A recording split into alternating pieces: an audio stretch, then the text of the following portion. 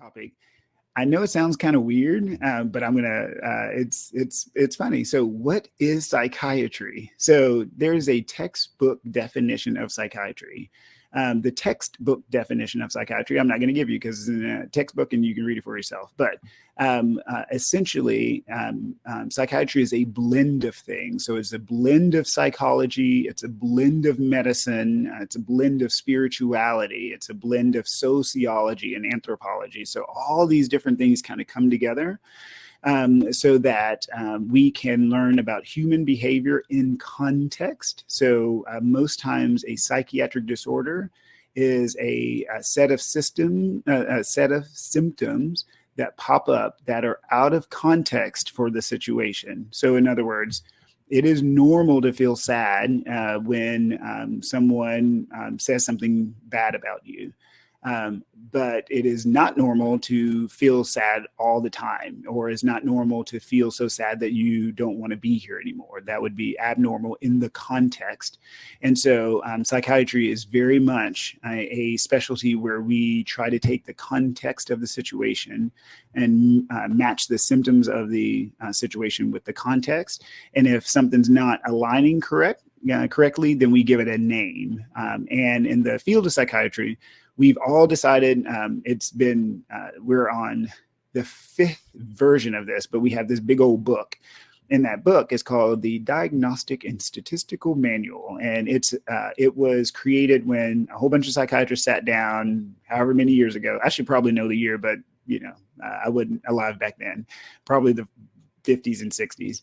But they all sat down and they said, y'all, we don't really agree on what is what. Like, I call something depression. You may not be calling it depression. So let's get together and figure out a common language. And so they created the first version.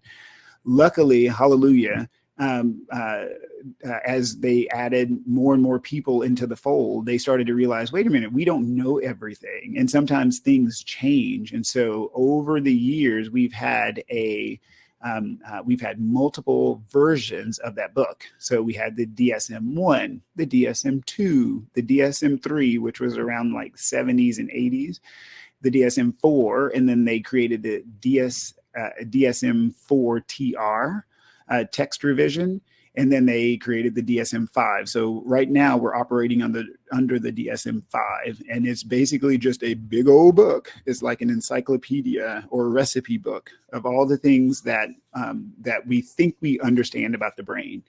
Here's the caveat, and this is what I tell people all the time. And again, I love being a psychiatrist. It's like the best job ever. Is that we as physicians are educated guessers. Okay, I'm going to say it again for emphasis. Physicians are educated guessers.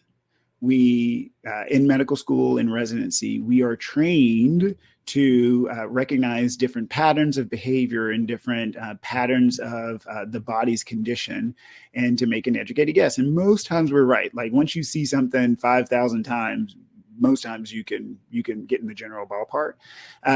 In the field of psychiatry is really tough because a lot of times we don't have that physical, that like tangible thing. As I said earlier, there's no blood test for depression. And so I kind of have to guess at it depending on what you're saying, what you're doing, what your heart rate is, how you walk, who you interact with, what are your visions for the future, and that sort of thing. And I have to take all that stuff and then put it into what I think is going on.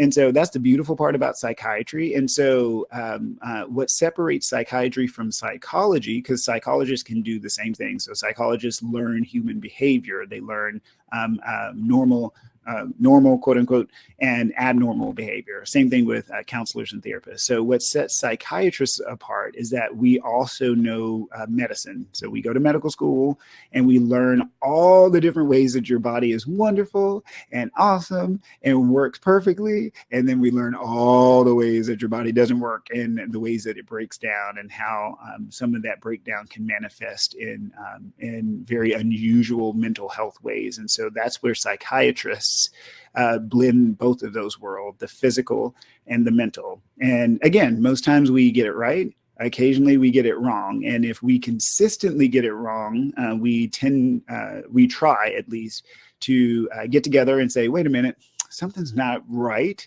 we need to make a revision, or we need to take something out of our big book of common understanding. And so there are literally diagnoses that existed in earlier versions of the DSM that no longer exist in that book. And it's not because we're wrong, or maybe it was because we're wrong. I love that it's a living document. It is something that we can change over time as we get a better understanding about the universe and a better understanding of human behavior.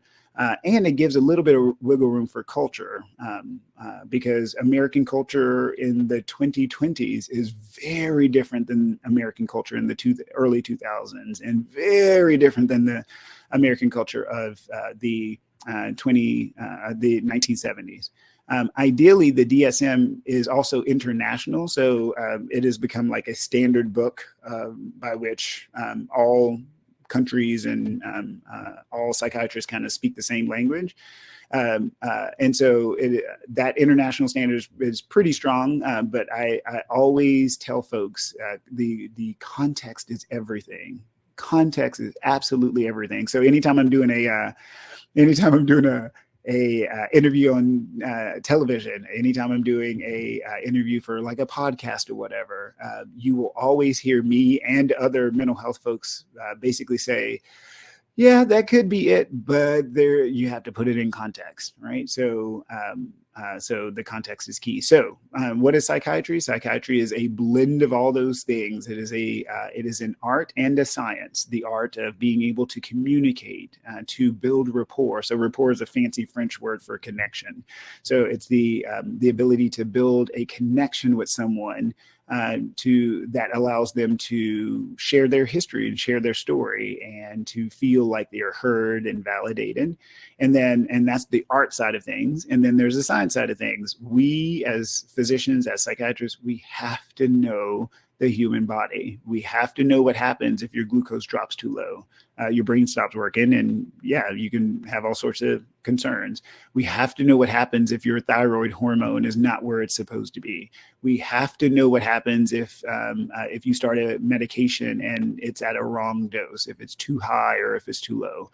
All of those things are what we are experts in the psychiatric realm. And like I said, we don't always get it right. More often than not, we do. I think one of the hard parts about psychiatry is that it's not very sexy.